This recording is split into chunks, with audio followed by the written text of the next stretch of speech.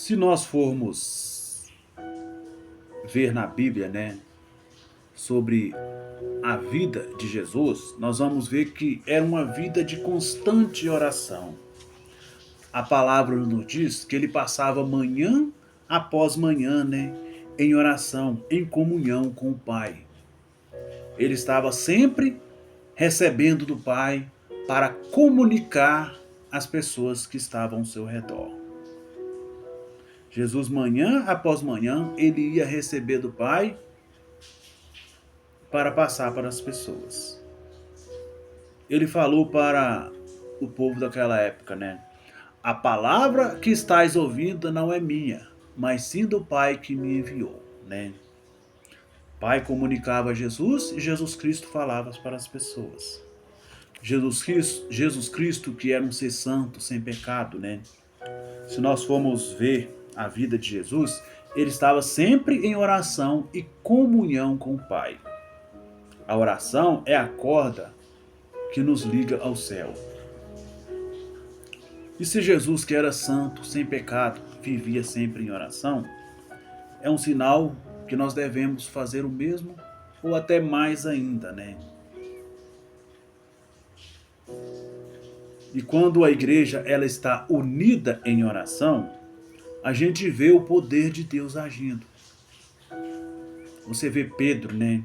Quando ele estava ali na prisão, acorrentado a dois sentinelas, dois soldados, né? A igreja estava orando por Pedro, né? Que provavelmente eles não tinham esperança de que Pedro voltasse para casa, né? Que Pedro seria morto naquele dia, né? Mas em como a igreja estava orando, né? Deus ouviu a oração e enviou um anjo para libertar Pedro, né? O anjo tocou em Pedro, as correntes se partiram, né? Se abriram. E Pedro saiu com aquele anjo, né? Acompanhando o anjo até sair o portão. Mas Pedro achava que era uma visão. Somente quando ele saiu lá fora, que o anjo se apartou dele, né? Que ele viu que aquilo era real.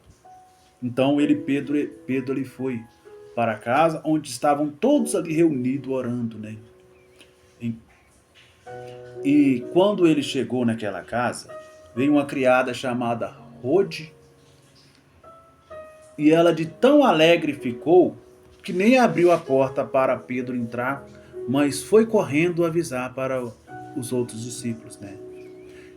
E eles não acreditaram. Diziam que ela estava louca, mas ela insistia que assim o era e Pedro continuava batendo. Então eles vieram, viram Pedro e ficaram atônitos, né? Então, nós vimos que o quanto é importante uma vida de oração. Satanás, ele teme a pessoa de oração, a pessoa que tem comunhão com o Pai, né? A pessoa que está ali sempre buscando o poder do Espírito Santo na vida delas. Há pessoas que estão santificando a sua língua, o seu olhar, o seu pensar, o seu caminhar. Ele teme essas pessoas, né? Porque são pessoas que estão sempre recebendo do Pai, estão sempre buscando o poder do Pai. Quanto mais oração, mais poder. Quanto menos oração, menos poder. John Bunyan, ele declarou: você não pode fazer mais do que orar até que tenha orado, mas você pode fazer mais do que orar depois de ter orado, né? Depois que você ora, que você busca a Deus, né?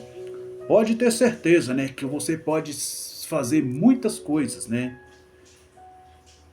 E você será mais do que vencedor em Cristo Jesus.